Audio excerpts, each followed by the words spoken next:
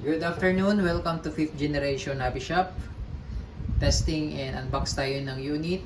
Ang video na ito para kay Sir Barry. Shoutout po sir. Shoutout po dyan kay Sir Barry. Welcome to 5th generation Hobby Shop. So this is the M92. And so this is the model M92. This is the brand WE. This is the variant and standard variant. Ito naman yung long variant. Wala lang tayong long variant. Ito lang meron tayo, standard variant. Yan, 25 rounder din. Para silang 25. Yung haba ay medyo mahaba ng konti. Yung long to 225, then ito 216 mm. Tapos yung timbang naman nasa 1050 grams yan. Ito naman 11. So medyo mabigat ng konti ito. Yan. So this is made in Taiwan Airsoft Pistol. May kasama na po itong bala, .23 at yung silicone oil. And of course yung gas. Green gas standard power pop dyno. Comes with owner's manual. Scan nyo lang yung QR code para sa parts explosion, sir. Then ito yung magazine niya is 24 plus 1. So that is why 25 rounder siya. Ipitan lang natin sir yung bulb nito. Okay. Ilagyan lang natin ng oil.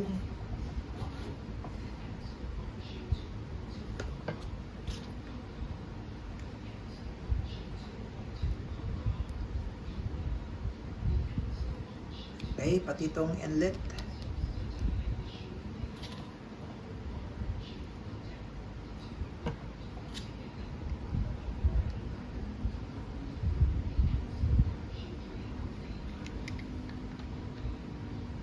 Okay.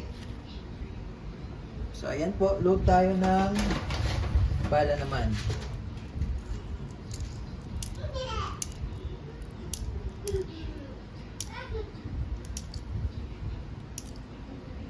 Lagyan lang naman natin ng konti. Tapos, pag load naman sir ng gas, inverted position po, upside down. Kailangan patiwarik po. 3 to 5 seconds lang po.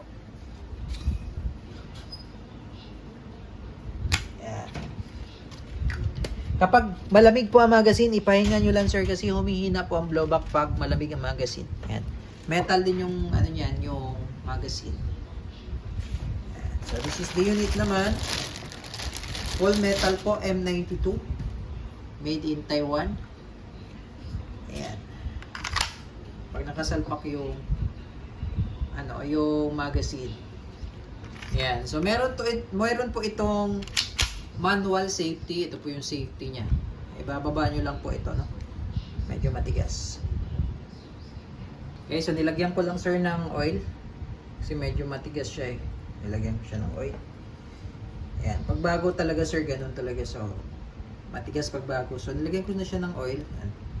Ayan, malambot na siya. Ayan. So, ayan yung off. Safety on. Tapos, ito naman yung safety off. So, ambidextrous po yan, sir. Kabilaan yan. Okay.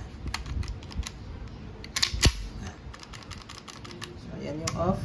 Ito naman yung safety off. Pag nakakasa siya gagana.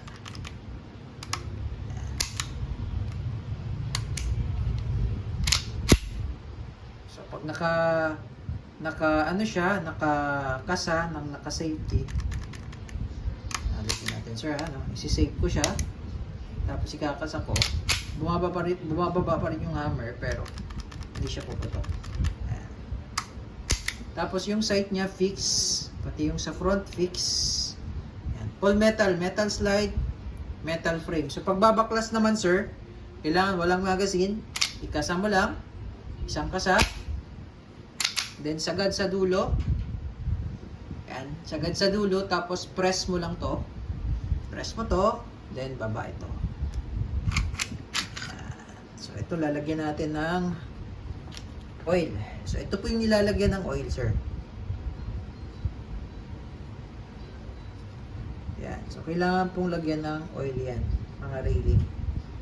Kasi yan po yung nagkakaroon ng friction, yung kiskisan po, no? Kailangan may oil yan. Yan. Tapos, sa pagbabalik naman po, ito, pasok nyo lang po dito.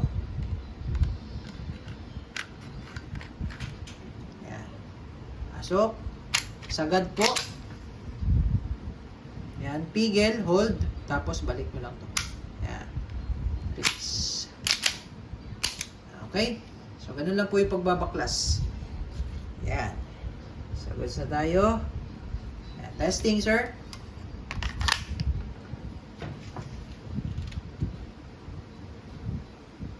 Okay. WE M92 Airsoft Pistol. Full metal. Testing.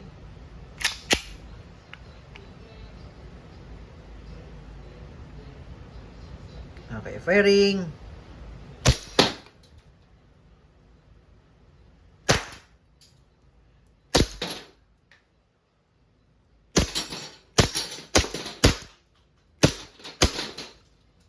Pag wala ng bala, mag-open slide po yan. Pero may tendency hindi mag-open slide kapag malamig yung magazine. So normally, lumalamig yung magazine, sir. Katulad ito, lumalamig siya. Dahil sa air, dahil sa green gas, dahil sa hangin. So normal lang po yun.